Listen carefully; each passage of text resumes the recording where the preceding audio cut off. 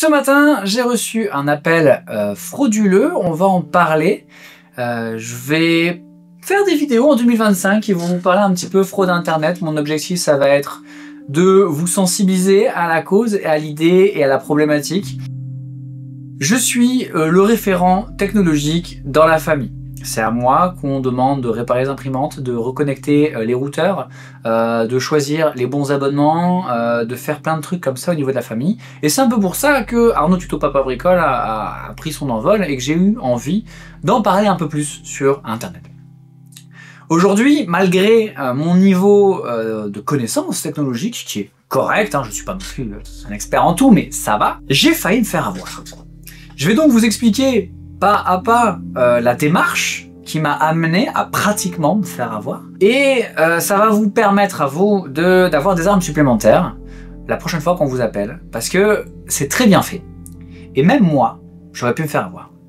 Il faut savoir que l'humain, il a une tendance à avoir honte de ses échecs, à avoir honte de s'être fait avoir.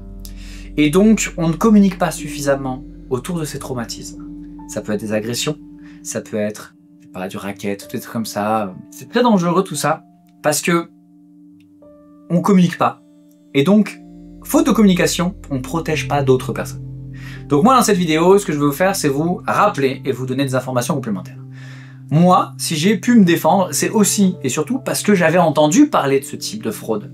Mais il a fallu un certain temps pour que je me rende compte que j'étais dedans, parce que forcément la fraude évolue, leur discours évolue, sachant que maintenant on commence à avoir de plus en plus de gens qui sont au courant. Donc, ce qui se passe, ce matin, je suis sur mon vélo, mon téléphone sonne, je ne le vois pas, j'ai les lunettes, les Ray-Ban sur la tête, et je décroche directement sur les Ray-Ban. Je décroche, au bout du fil, très rapidement, une personne me débite ses credentials, fraude N26, service des fraudes N26, vous êtes monsieur Landrieux, votre compte bancaire termine par. 3 éléments qui me mettent en confiance et en crainte. Tu comprends que si le service des fraudes d'une banque t'appelle, c'est parce qu'il y a un problème sur ton compte, donc tu rentres en panique, et tu cherches une branche à laquelle te rapprocher, et cette personne qui t'appelle va t'aider. Donc d'abord, il dit qui il est et qu'il sait qui vous êtes, et il vous donne suffisamment d'informations par rapport à vos comptes bancaires pour que vous ayez confiance en lui. Sauf que, faut savoir qu'au téléphone, les banques en ligne, elles t'appellent pas beaucoup. S'il y a un problème, tu reçois des mails, les blocages se font directement. Mais moi, je suis en situation de transit.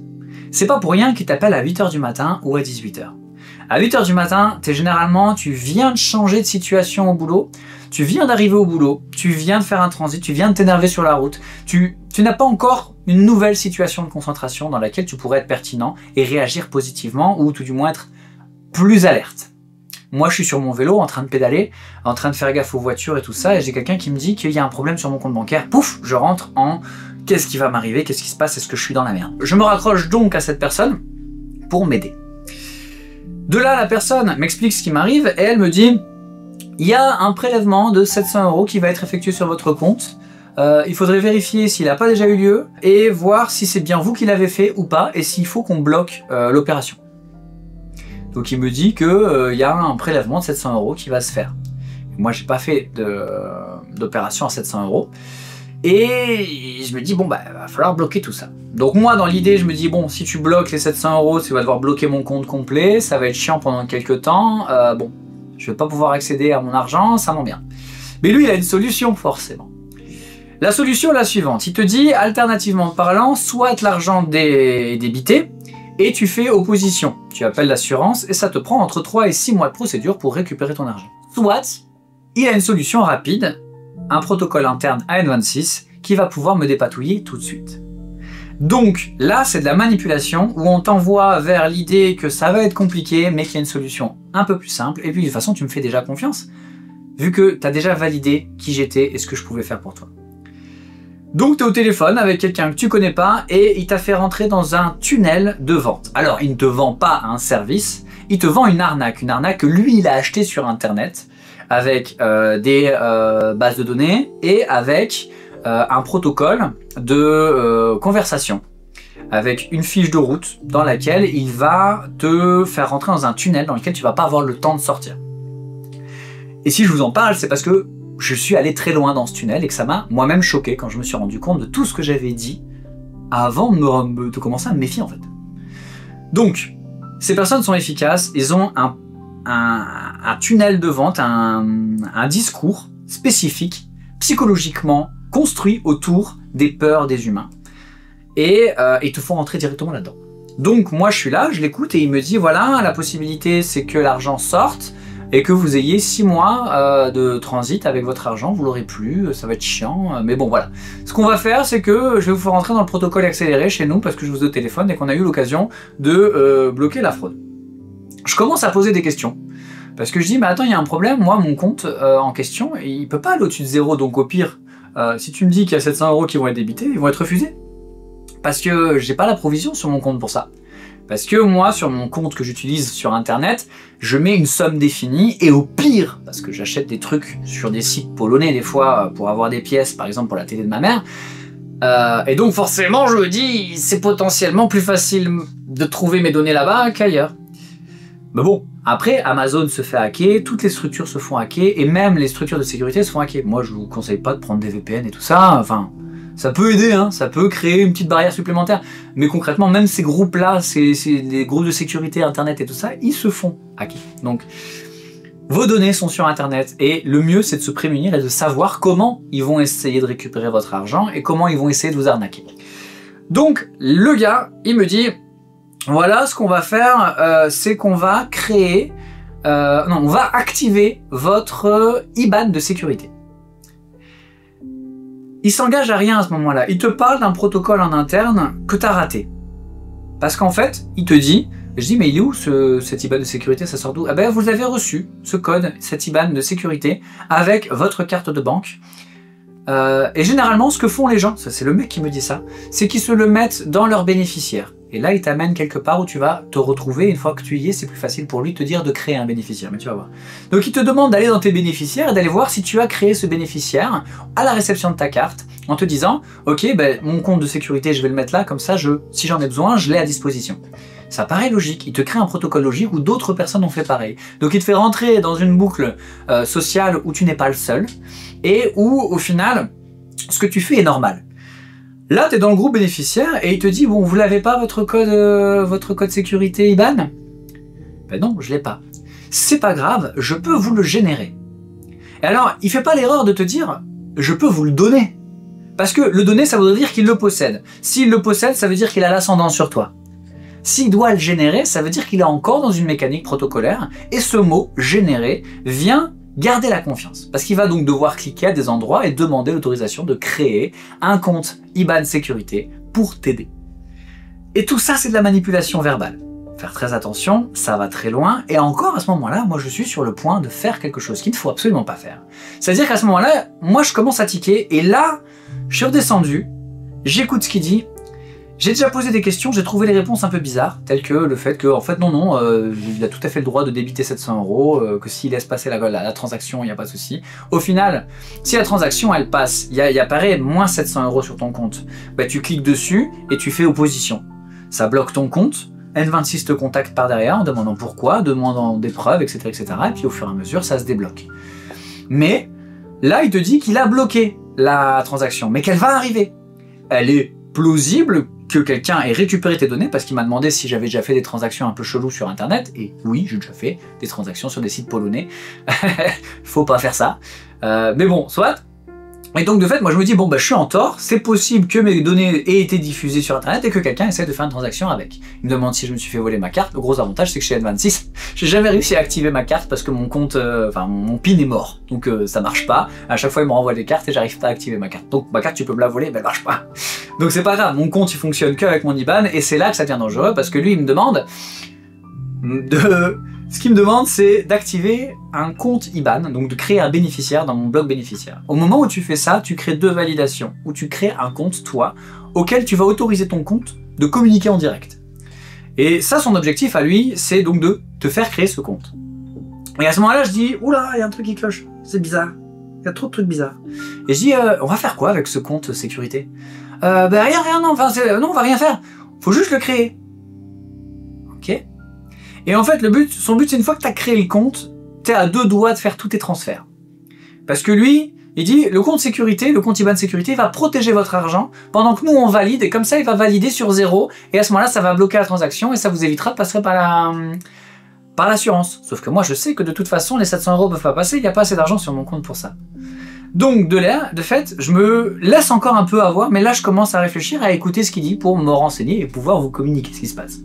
À ce moment-là, je dis, ça me fait peur, et je me rappelle que j'ai vu un reportage qui expliquait qu'en fait en France, tu as des centaines de millions d'euros qui ont été volés à des gens avec cette arnaque. Et malgré ça, ils continuent d'appeler, malgré ça, ils continuent d'avoir des gens, parce qu'il faut communiquer un maximum pour que les gens... Et c'est là que je vous demande éventuellement de partager cette vidéo à des gens de votre famille, si vous n'avez pas le temps de les appeler, pour leur dire « Regarde cette vidéo parce que c'est important, parce que si un jour tu as un appel et que tu te fais avoir, tu seras pas content. » Parce que moi, j'ai 1000 balles à tout casser sur mon compte. Au pire, je me fais sucrer 1000 balles, je m'en fous. Mais il y a des gens, ils ont un seul compte et ils ont 30 000 € dessus. Et c'est arrivé, donc dans le reportage, ça parle de ça, les gens ils te font rentrer dans un protocole, tu oublies, tu ne comprends pas, t'as peur et quelqu'un essaye de t'aider. Tu te raccroches à une branche et cette personne en fait est là pour te vider les poches. Et ça c'est horrible. Et ces gens ne peuvent pas faire de retour parce qu'une fois que tu as créé un bénéficiaire sur ton compte bancaire et que tu l'as validé ce bénéficiaire et qu'ensuite tu fais un virement vers ce bénéficiaire, tu ne pourras jamais récupérer ton argent. C'est impossible. Parce qu'en fait, tu as validé les transactions. Et lui, il te dit que l'assurance te remboursera de toute façon. Vous inquiétez pas, monsieur. L'assurance vous remboursera. Je dis, mais attends, c'est bizarre. Qu'est-ce qui se passe là? Tu vas me faire transférer. Là, j'ai dit, vous allez me faire transférer l'argent sur ce compte? Il me dit, non, faut juste le créer, faut juste le créer. Et là, ils essaient de te garder dans le truc et ils n'ont pas de réponse. Et à ce moment-là, ils n'ont plus de réponse. Ils savent qu'ils t'ont perdu. Ils luttent encore 2 secondes, voir si tu reviens dans les rails. Mais si tu sors des rails, ils savent rien faire.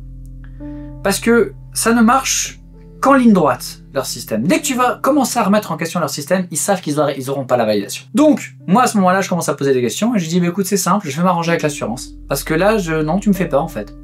Et là, il est devenu agressif. Et je lui dis, vous vous rendez bien compte que si vous êtes au service des fraudes de chez N26 et que vous êtes agressif envers un client qui est en détresse, il y a un problème.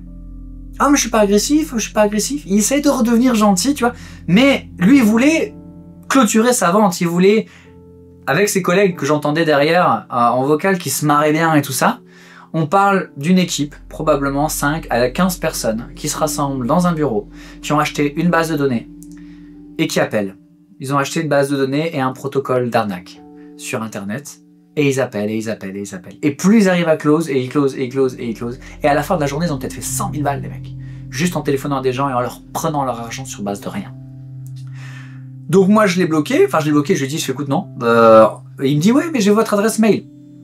Si tu as mon compte bancaire, il y a grande chance que tu aies réussi à avoir mon adresse mail. Mais le but, c'est de raccorder les wagons et de dire, j'ai suffisamment de données autour de toi pour être légitime, pour te dire ce que tu dois faire avec ton argent. Cette arnaque, elle existe à cause d'un gros problème en France. En France, tu peux faire une transaction commerciale avec un IBAN et un CVC au téléphone, c'est valide. Dans tous les autres pays européens, c'est interdit. Et tu peux faire opposition. En France, tu ne peux pas faire opposition. En France, quand on t'appelle pour renouveler ton abonnement, transférer ton abonnement SFR ou n'importe quoi, je passe chez Free, chez Bouygues Télécom, etc., si on te demande de le faire au téléphone, ça peut être un arnaqueur qui va prendre ton IBAN et qui va débiter ce qu'il veut derrière. Tu ne peux pas vérifier. Ne donnez jamais votre IBAN et votre CVC au téléphone. Là, forcément, le but, c'est pas de donner mon IBAN, mais le mec, il a quand même réussi à me faire dire combien j'avais sur mon compte pour clôturer. Donc, à un moment donné, au niveau de la procédure, j'ai besoin de savoir combien vous avez sur votre compte maintenant. Et là, je lui ai donné l'information pour vous dire à quel point j'étais embrigadé dans son truc. Je lui ai donné l'information. Bon, il y avait 144 €. Champion du monde, tu vas aller loin avec ça, mon ami. Forcément, lui, il vise des comptes où il y aurait un peu plus d'argent, où il y aurait moyen d'arnaquer un peu plus d'argent pour rentabiliser son temps de travail. Mais bon, 150 € gratuit, ça se prend quoi. Enfin, en 5 minutes au téléphone, en ayant fait peur à quelqu'un, ça se prend. C'est du racket en fait. C'est du racket et personne n'en parle. Il y a des milliers de personnes en France qui se sont fait avoir des millions d'euros qui sont partis et qui sont irrécupérables à cause de ce genre de protocoles qui sont horribles. On n'a pas assez de problèmes. Il faut que des gens décident d'arnaquer d'autres personnes. Bref. Tout ça pour dire qu'au moment où je l'ai bloqué, le mec, je l'ai mis face à son truc, à sa procédure. J'ai dit, je vous trouve vachement agressif, c'est très bizarre. Je vais passer par l'assurance, ça me va très bien. Envoyez-moi votre mail de credential de chez N26 et je verrai ce que je fais à ce moment-là. Forcément, la transaction n'a jamais eu lieu parce qu'elle n'existe pas, c'est une transaction fictive. Si quelqu'un avait toutes les coordonnées nécessaires pour passer à travers votre compte bancaire et prélever de l'argent directement, ça apparaîtrait sur votre compte. À ce moment-là, vous faites opposition. Mais au téléphone, Ce qu'il faut bien comprendre, c'est que ce sont des gens qui font appel à des instincts. Ils ont des formulations de phrases qui sont conçues pour vous happer, vous accrocher et vous avoir à un moment où vous êtes fragile dans la journée. Le retour, sur la route, vous êtes en voiture et vous décrochez. C'est le moment où vous vous appelez entre 8h et 18h, c'est pas pour rien. Vous êtes en transit. Vous n'êtes pas dans une position de sécurité et de confiance en vous. Vous êtes en train de lutter sur la route et c'est plus facile pour eux de vous avoir et de vous faire des transactions au téléphone pendant que vous pensez à autre chose en même temps. C'est très calculé et très intelligent. Faites attention, il y a plein de possibilités, on en parlera sur la chaîne si ça vous intéresse, vous me dites ça en commentaire. Je vous invite à partager cette vidéo si vous le souhaitez pour aider des gens. Si vous n'avez pas le temps de réexpliquer tout ça, dites regarde cette vidéo là de 10 minutes, elle te sauvera peut-être 10 000 € un jour. De là, moi, je vous ai mis en lien un petit compte pour créer un compte N26 si vous voulez, parce qu'N26 n'est pas en tort dans l'histoire.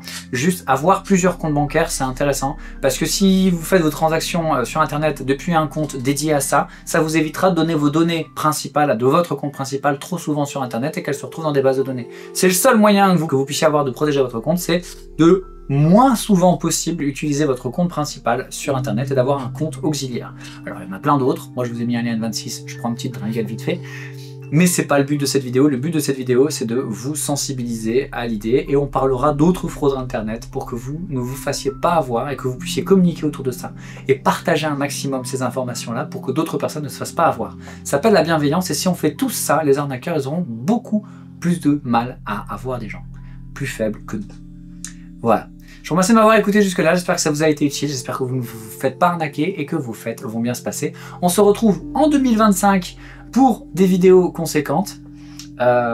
Merci à tous, vous êtes de plus en plus et ça fait plaisir. Tchuss.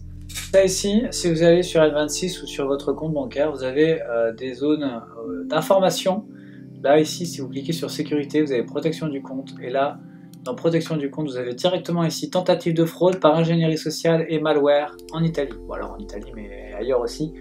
Donc on vous parle de la possibilité de vous forcer à installer un logiciel malveillant sur votre téléphone pour prendre contrôle de votre compte. Et étape 3, si ça ne marche pas, s'ils échouent à vous faire télécharger le malware, ils essaieront de vous faire transférer de l'argent vers un compte. Nous ne vous demanderons jamais de transférer de l'argent vers un autre compte. Bon à savoir et faites passer le message.